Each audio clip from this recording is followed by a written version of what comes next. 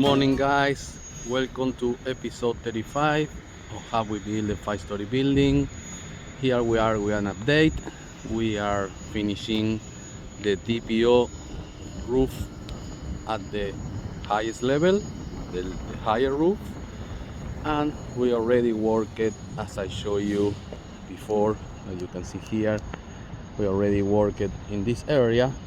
That is the rooftop area of the machine equipment, where we have all the curves and the stands for the AC, and that's are the curves for the hood system.